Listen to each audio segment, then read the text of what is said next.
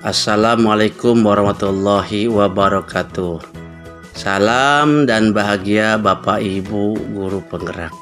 Saya Kiban Krisantono, calon guru penggerak angkatan 9 dari Kabupaten Bekasi, Jawa Barat. Pada kesempatan ini saya akan menyampaikan kesimpulan dan refleksi pemikiran Ki Hajar Dewantara modul 1.1 koneksi antar materi ini. Berbicara tentang dasar-dasar pendidikan yang menuntun, Ki Hajar Dewantara menjelaskan bahwa tujuan pendidikan adalah menuntun segala kodrat yang ada pada anak agar mereka dapat mencapai keselamatan dan kebahagiaan yang setinggi-tingginya, baik sebagai manusia maupun sebagai anggota masyarakat. Oleh karena itu, pendidik hanya dapat menuntun tumbuh atau hidupnya kekuatan kodrat yang ada pada anak-anak agar dapat memperbaiki lakunya, bukan dasarnya hidup dan tumbuhnya kekuatan kodrat anak. Dalam menuntun laku dan pertumbuhan kodrat anak, KHD mengibaratkan peran pendidik seperti seorang petani atau tukang kebun. Anak-anak itu bagaikan bulir-bulir jagung yang ditanam. Bila biji jagung ditempatkan di tanah yang subur dengan mendapatkan sinar matahari dan pengairan yang baik, maka meskipun biji jagung adalah biji jagung yang kurang baik, dapat tumbuh dengan baik karena perhatian dan perawatan dari Pak Tani. Demikian sebaliknya, meskipun biji jagung itu disemai adalah bibit berkualitas baik, namun tumbuh di lahan yang gersang dan tidak mendapatkan pengairan dan cahaya matahari serta tangan dingin Pak Tani, maka biji jagung itu mungkin tumbuh namun tidak akan optimal. Dalam proses menuntun, anak diberi kebebasan, namun pendidik sebagai pamong dalam memberi tuntunan dan arahan agar anak tidak kehilangan arah dan membahayakan dirinya. Seorang pamong dapat memberikan tuntunan agar anak dapat menemukan kemerdekaan dalam belajar. Sebelum saya mempelajari modul 1.1 tentang pemikiran Ki Hajar Dewantara, pemikiran saya tentang murid adalah, saya percaya bahwa murid datang ke sekolah seperti kertas kosong yang belum memiliki pengetahuan apa-apa. Di sekolahlah murid mendapatkan banyak pengetahuan dan pelajaran dari gurunya, sehingga kertas kosong tersebut memiliki goresan tinta yang jelas sesuai dengan tujuan kurikulum di sekolah. Selain itu, saya percaya bahwa pendidikan yang saya lakukan hanyalah sebatas mentransfer materi pelajaran saja. Saya menganggap ketuntasan dalam menyampaikan materi lebih penting daripada memahami karakteristik murid. Biasanya, saya melihat nilai murid hanya dari aspek kognitif saja. Misalnya, saat mereka mengerjakan soal berupa tugas dan penilaian harian. Jika nilai murid sudah mencapai KKM, dinyatakan bahwa pembelajaran sudah tuntas atau berhasil. Selain itu juga, saya percaya bahwa murid hanya sebagai objek pelajaran, sehingga pembelajaran terpusat pada guru atau menggunakan metode teacher center.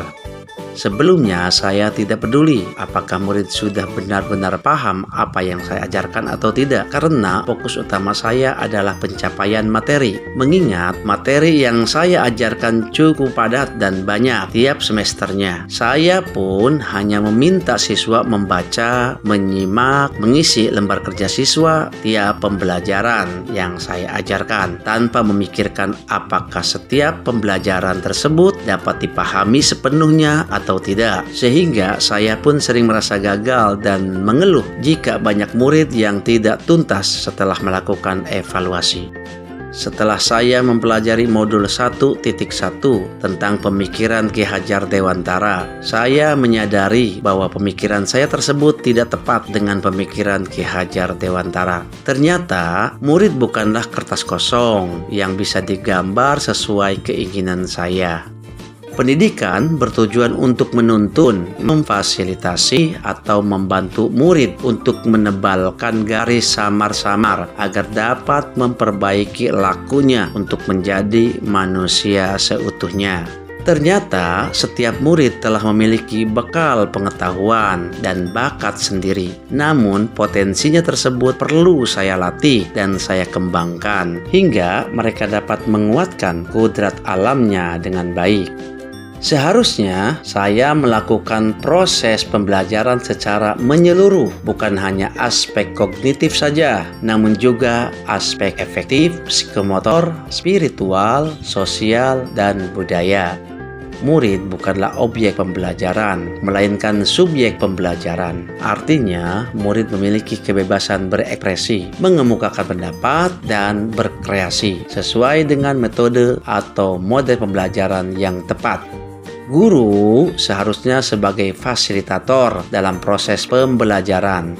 Guru pun harus ikhlas, penuh kesabaran, dengan segala ketulusan hati agar terwujud pembelajaran yang menyenangkan dan berpusat pada murid.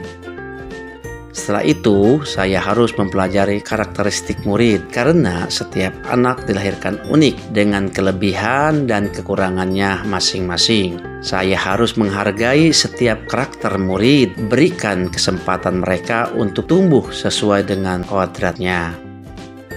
Yang dapat saya terapkan dalam pembelajaran di kelas antara lain merancang pembelajaran yang interaktif dan menyenangkan dengan melibatkan murid sesuai dengan metode student center, baik berupa gambar, video, maupun audio dalam pembelajaran yang berbasis permainan.